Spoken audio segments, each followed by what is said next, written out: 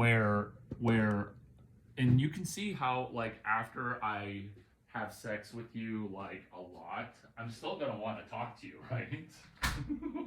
Oh my god, I am. uh, won't ever happen. Won't ever happen. Won't ever happen. It's because I like you.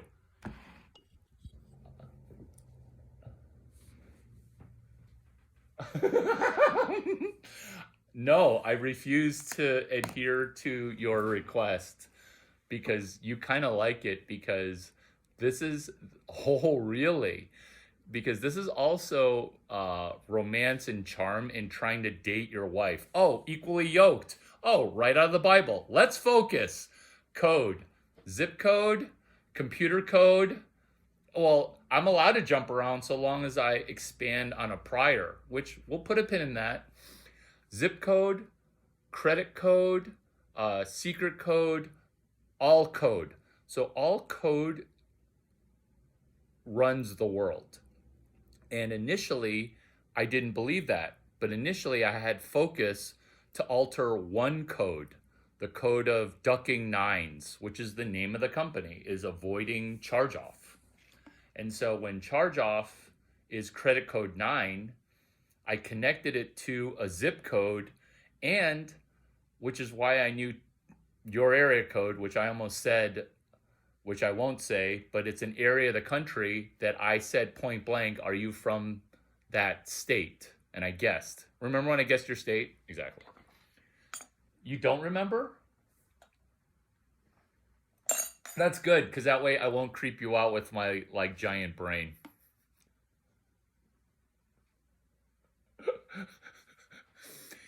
This way I don't creep you out with my giant brain. Get it? I'm selling you. Get it? I'm selling you.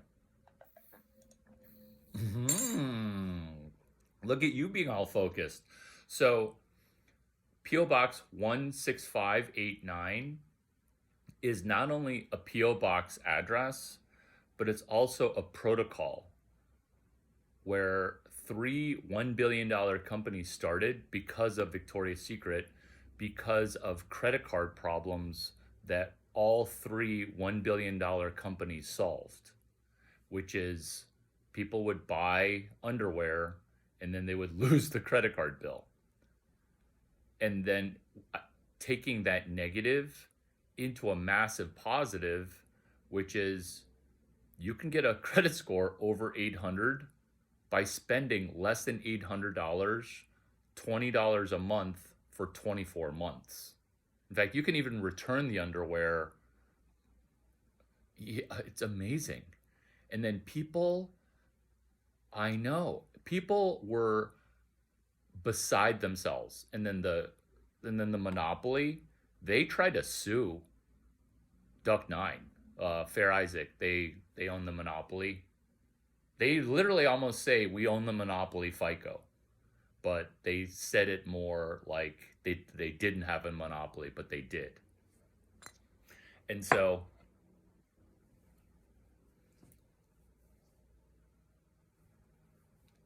close. You want to charge goal 800 FICO score. Methodology, buy $5 to $20 worth of shit every month, which is why I use the word shiitake, because I can't say shit in a meeting all the time because I sound crude. So I'll always say shiitake, and people be like, he means shit. So you buy $20 worth of shit every month, and then you pay off $20 every month to Victoria's Secret. Why Victoria's Secret? Because they're the highest margin item that also issues credit. Let me repeat that. When you buy a $25 bra, it costs them like less than $1. And so if they're who's gonna lend you $600 when you're nobody? A person who's not lending you $600. They're lending you like $10. But it seems to the credit industry that they're lending you $800 because their cost of goods sold is $5 for a dozen bras. So it's not even $1. But let's say it's $1. Uh, nope, because they have to issue a credit card. Because there's people that sell software, but like you can't buy it on consumer credit. Like there's higher margin things, but can I get a consumer line of credit that reports to Experian, TransUnion, and Equifax? And so a consumer credit line. And then some people will be like, well, I found something else that was different. I'm like, when I say the word Victoria's Secret, what happens? And they're like, uh,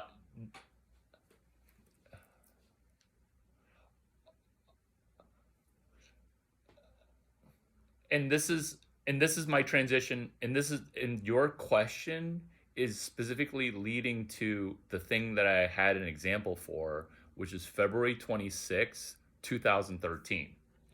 Because people wanted to argue, like feminists in the Bay Area, San Francisco, the hotbed of feminism where it started, feminists wanted to like have Larry Chang, toxic uh dude who's not 6'2", 6'5". Hello. We'll put a pin in that too because that's funny. February 26th, 2013. I didn't hear what you said. I want to hear. What'd you say?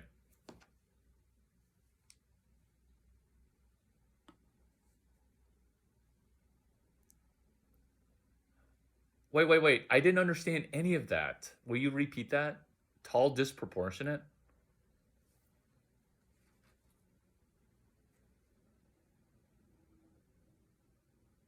Yeah,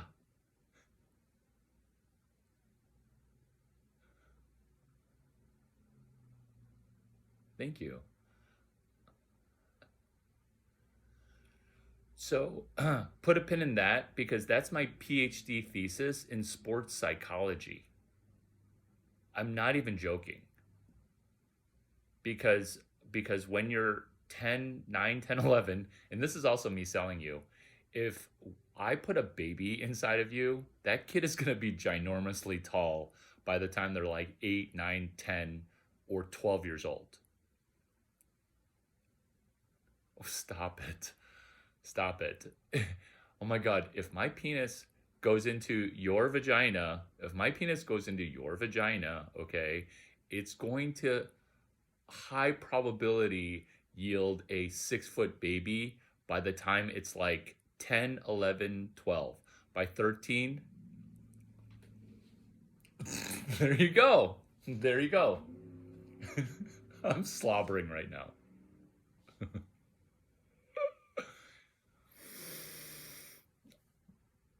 Put a put a pin in that too. Put a pin in that because I solved that issue too when tall women were like, I hate tall guys who date short women. Put a pin in that and let's focus. Put a pin in that. Put a pin in that. Put a pin in that. Pinned. And thank you. Good job. You just expanded on three priors. And by the way, we'll put a pin in expand on a prior also. So, PhD.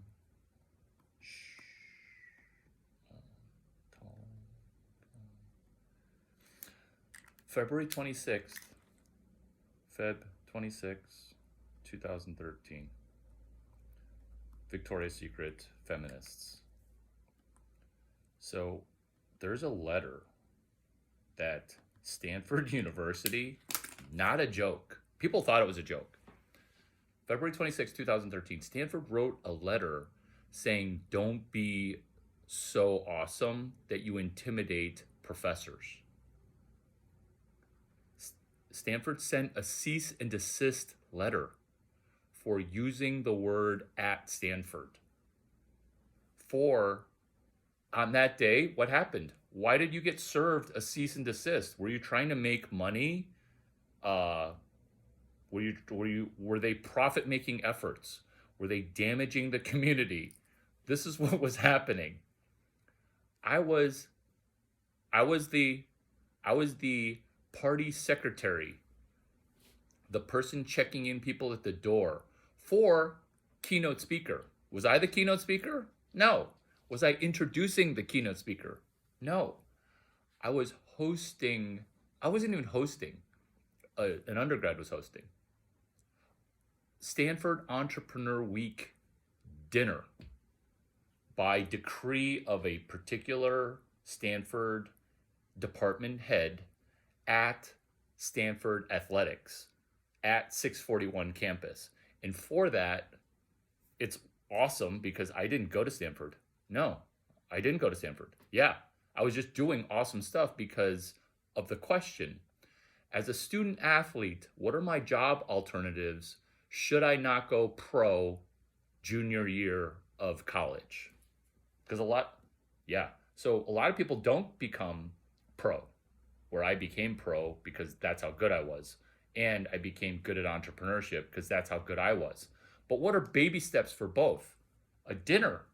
You want to hear Larry Chang talk at a dinner? He didn't even go to Stanford. So what I got was I got a unicorn female founder. I'm getting goosebumps as I talk right now. And by the way, when you said, "Oh, do I even need to be here? Because you could just talk and hang out with yourself." Remember when you said that when we were like intimate?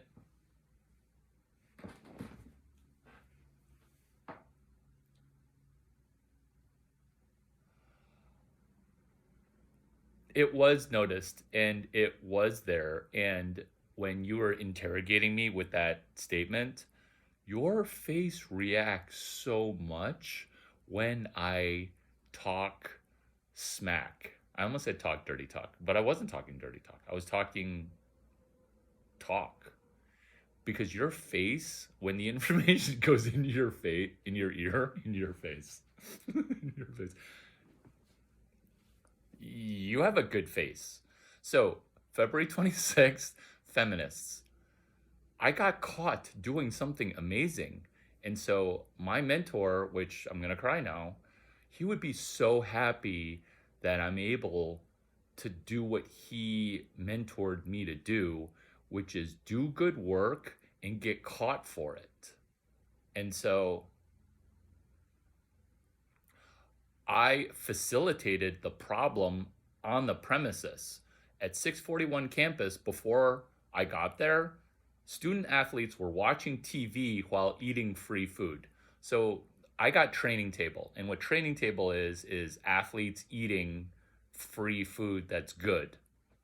And so I saw these people eating because I'm an athlete, and the athletic director would invite me to play basketball and eat. Like, this is Stanford. I went to the opposite of Stanford. So when you invite me to play basketball, like practice and run open court and invite my friends, I'm going to send you a thank you card. I'm going to be thankful. And then you're like, "Oh, just stay for food." Like, come on now.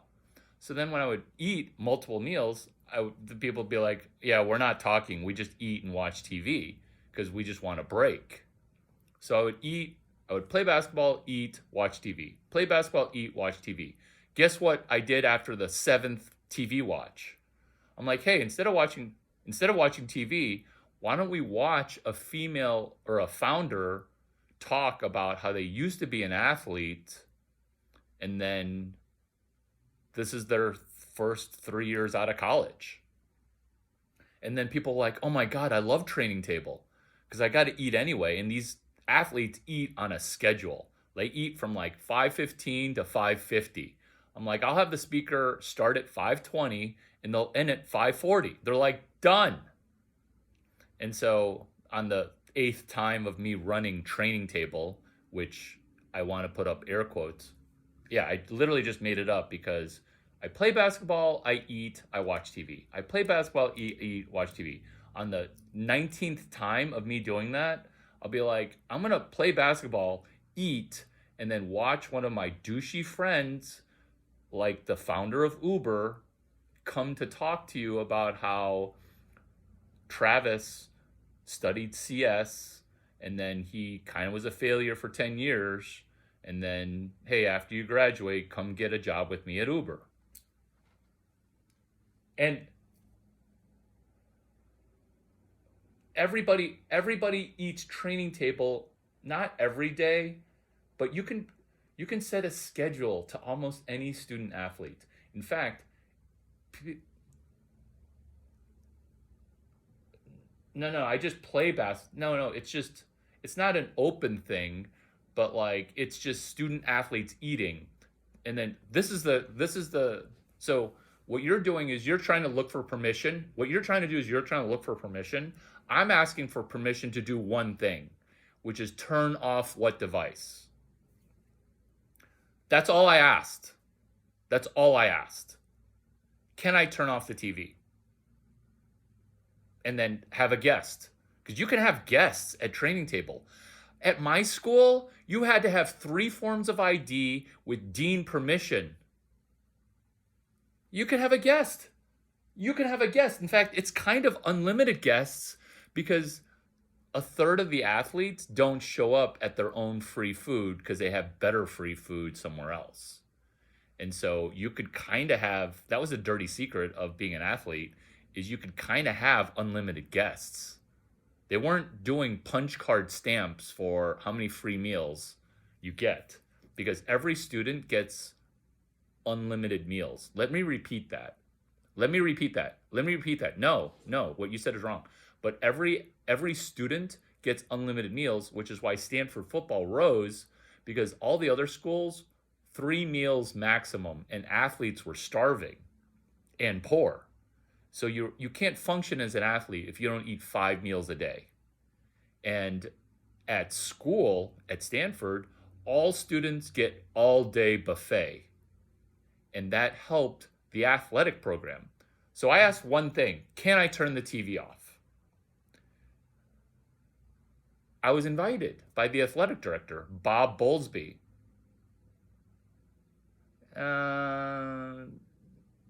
It's not an open invitation, but when you get invited like 4, 5, 6 times, like, I need to ask one question though. How did I get that done? Which is turning off the TV and replacing the TV with like a speaker. And I knew that it was going to take off. Did I try to make money even though this was a thing everybody wanted to go to? Yeah, this is Silicon Valley. They actually had a Silicon Valley HBO TV episode that they did off of this. Because what the actual F is free food and free basketball and then a speaker. And so people became billionaires because of Training Table. So February 26th, which is back on topic, guess who got jealous? People. People got jealous. What'd you say? Exactly. So why do you think? Like, it's awesome. And then they're like, well, how did you get this done? Because it's a collaboration between all the schools and the athletic director. And basically it was one problem that the athletic director had. What one problem does he have? What one problem does he have? Or she? No. I'm talking about their main career. What's their main problem? Their number one problem is that an athlete comes, doesn't graduate, and doesn't work. And then they're screwed. That's their number one problem. Because then the best of the best athletes now don't come. Stanford. Because you can't have a person not do well in sport and not do well in life. But guess what? When you invite 30 of the best shortstops, 30 of the best setters in women's volleyball, 30 of the best rowers, 30 of the best wrestlers every year, okay? There's only one person who gets to be in the lineup. And so, no. In life, you're an athletic director. Yeah, and here's the numbers. 800 athletes come, 3 go pro. 800 athletes come, 6 go pro. Oh my God, it was a really good year this year. 800 athletes come, maximum 60 go pro. What happens to the 740? Do they transfer? Do they get upset? Training table. That's the answer. Like, they're going to eat anyway. Just turn off the TV. Done.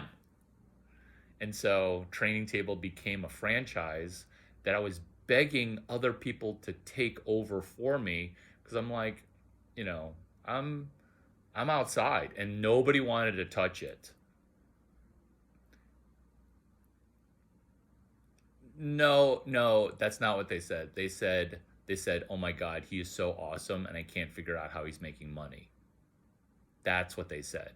But all it was my hobby of avoiding bankruptcy, because as a student, like, you don't play it, you don't start, because there's 9 starters, there's 5 starters, there's 6 starters. If you're part of the 17 people that don't start, you're probably not going to go pro, and you might go bankrupt. But at Stanford, it's a different set of problems, where I'm like, why don't you like teach people and mentor people to have lecture 19 engineering 145 Tom Kosnick, which is a personal business plan. And do you see how, like, I didn't go to Stanford, but then, just like in bankruptcy, Duck 9. So why do I know bankruptcy so well? I'm not a bankruptcy attorney. Uh, how do I know bankruptcy so well?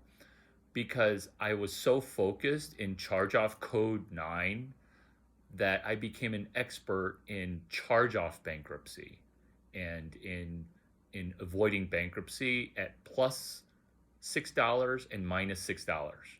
All of bankruptcy occurs at like $30,000 plus or minus $10,000. All of charge offs occur at basically $900 plus or minus 6 grand, but it's really plus or minus $600. And so I became an expert in a particular incredibly vertical focused thing, and then people called me a fraud for doing something genius. And so to mitigate those fraud allegations, not fraud, but just imposter allegations, I studied bankruptcy at a level that now has me as the #1 expert in bankruptcy in North America.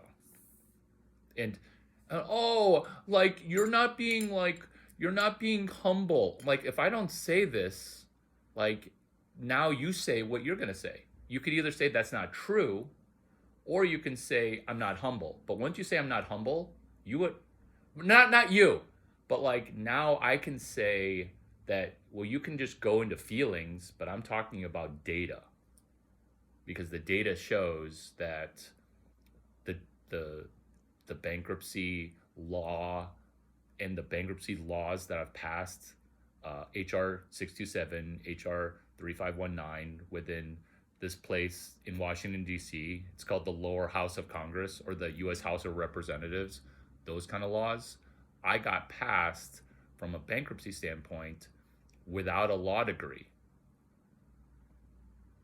Multiple laws, multiple laws about bankruptcy, because I'm like, is that fair? Or not even is that fair, but would you like to turn that TV off? Yeah, I'll turn that TV off temporarily.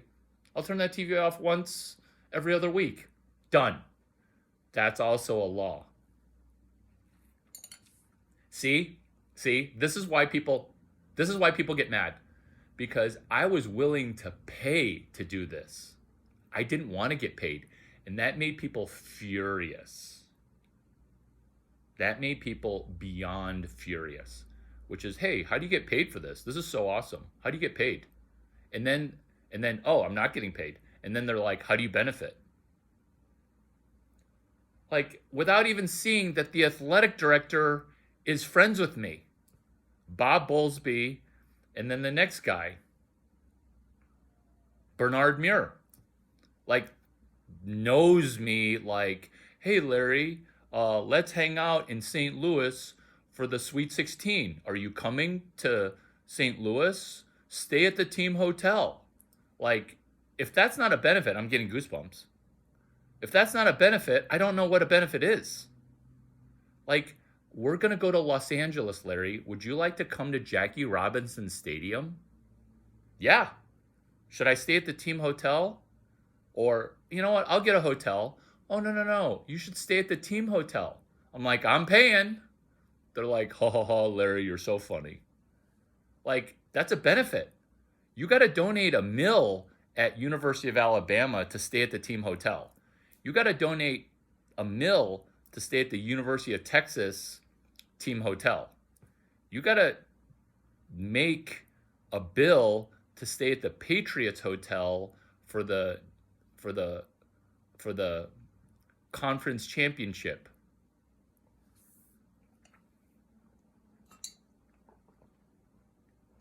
What? Who's paying? Training table. Training table's free. Training table's free. You get 5 meals a day. And the way Stanford gamified it before all athletes got paid, and problem, problem. 3 meals, 3 meals per day is University of Connecticut athletes, is University of Illinois athletes. Problem, athletes eat 5 meals. Solution at Stanford is offer all students 5 meals. And that way the athletes can do also 5 meals. And that was a uniquely Stanford solution. Problem, scholarships. Football scholarships, you can only give out like 40 or 80. I don't even know, but it's some limited number. And the number of people on the football team is like 100. I'm using these as round examples. So now, what if Stanford decides to give all people, you don't play a ball. Like, you don't have balls, you don't play with a ball, you don't know ball. You can come for free too. What? Oh yeah, your parents have to make less than $600,000. Like, yeah, my parents don't make $600,000. Oh, cool, you can come for free. I mean, it's not 600,000, but it's like 148K, where the average income in America is like 40. So guess what? They're coming for free. And then as soon as they announce that, I'm like, I bet the football program does great, because you go from like X number of scholarships to unlimited scholarships, because their parents don't make, and if they are the best quarterback in America and the parents make $400,000, well, you're okay, because the kid's gonna want to pay to go to Stanford anyway. Do you see what I'm saying?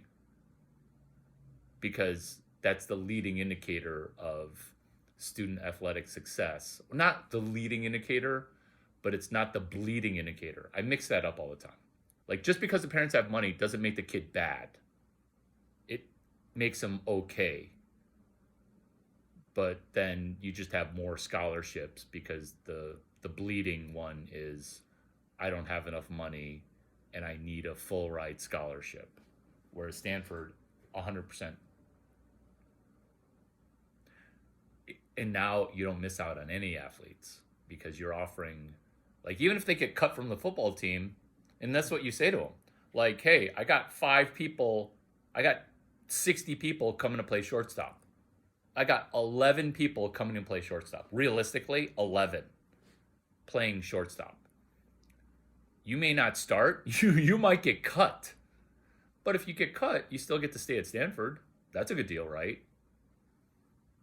And that's the language that you can then say as athletic director, normal. Now you can say, well, we actually care about our student athletes because we have a program that helps you with it getting a job after college. Because the placement rates for Stanford are like through the roof. In fact, you get a bachelor in engineering, why even go get an MBA?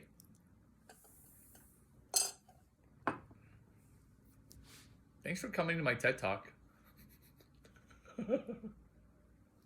What'd you say? No, so it's a bankruptcy. So it's Victoria's Secret. And so where did Vagina Whisperer pop up? That was a feminist calling me a horrible name. She's like, you have the answer for everything. Like, you legitimately have Vagina Whisperer answers for like every female problem that a feminist has. I was like, thank you. I will be referred to as Vagina Whisperer because problem, female entrepreneurship, solution. I ironed out these. February 26th, I had a female speaker speaking, Lisa Falzone. Like, that's why February 26th, 2013 is amazing, is because Lisa Falzone was the speaker. And I didn't even introduce her. An athlete, a non-athlete to get participation, which it wasn't just student athletes. It was open to students and athletes. This guy named John Yamasaki introduced Robert Scoble, who introduced Lisa Falzone.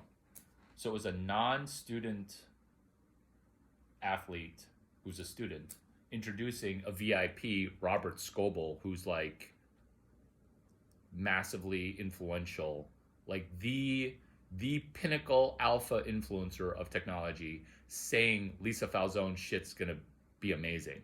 And this is pre-unicorn.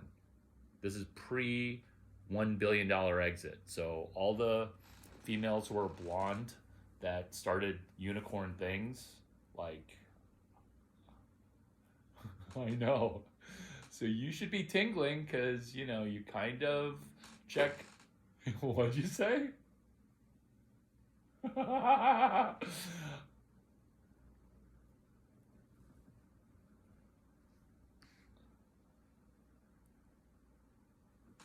Are you naturally blonde?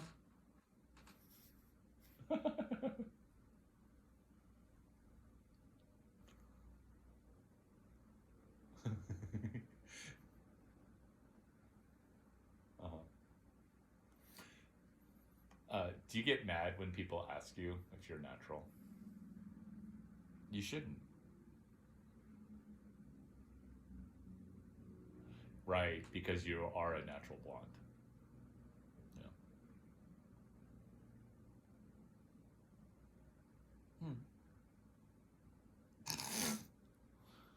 I'm gonna work that in. I'm gonna work that in.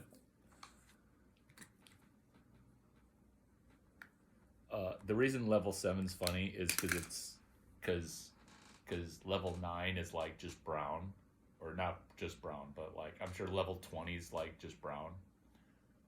Because when you're talking about technical stuff like this, you have to once in a while throw in a curveball, student athlete pun intended, where that curveball is sexual in nature, which is also the book Conversations, which is also the book, the Memory Palace book. The Memory Palace book. The Memory Palace book.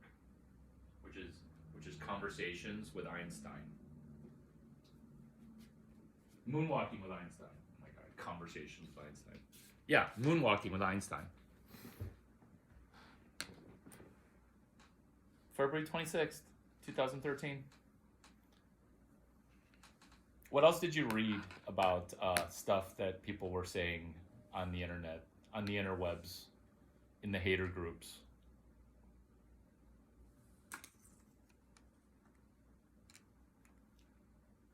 Do you know why? Do you know how that? Do you know that when that website first came out in 2012, 2011, 2010? Quora, Quora. Their traffic was celebrity gossip. All their web traffic.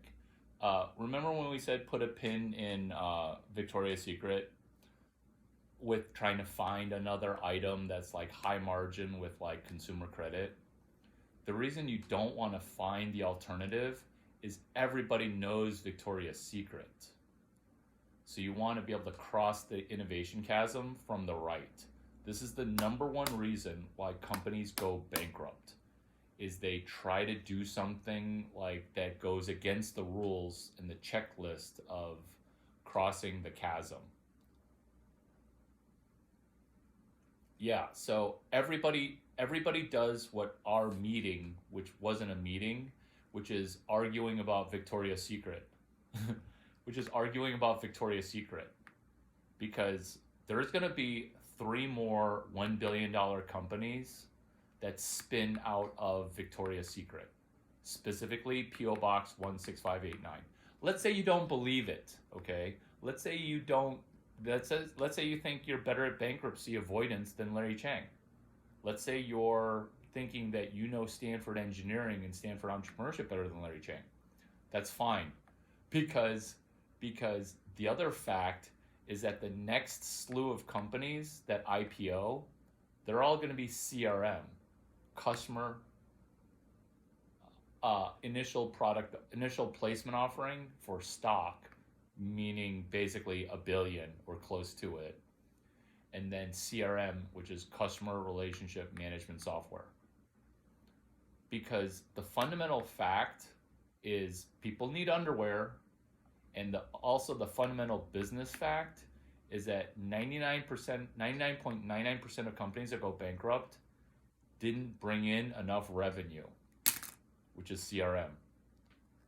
And when people argue, yeah, so as soon as you get away, good job. Fuck yeah, you are. I really like your day job, and because your day job is just like your day job evening job, which I know you don't have an evening job. Do you have an evening job? Do you side hustle? There you go.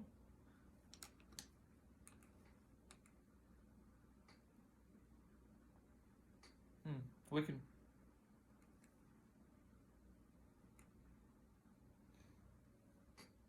can brainstorm those. We should brainstorm those.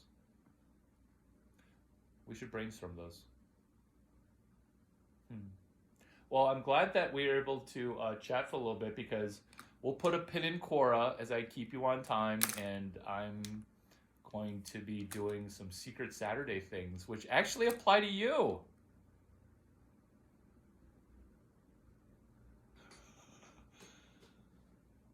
I'm coachable. Normally, I would just be like, okay, great.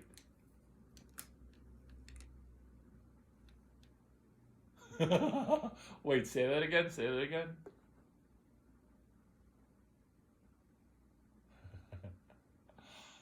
Oh,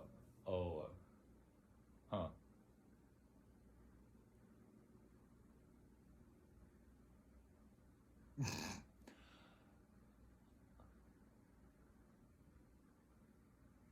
That's funny.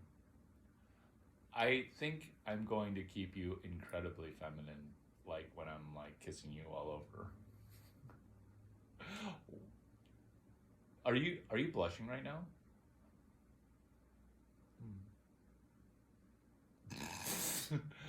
Good. Good. I want you to be confused. Be like, oh my gosh, what's going on right now? Oh my gosh. Hmm. Hmm. Hmm. Nice. We shall chat shortly.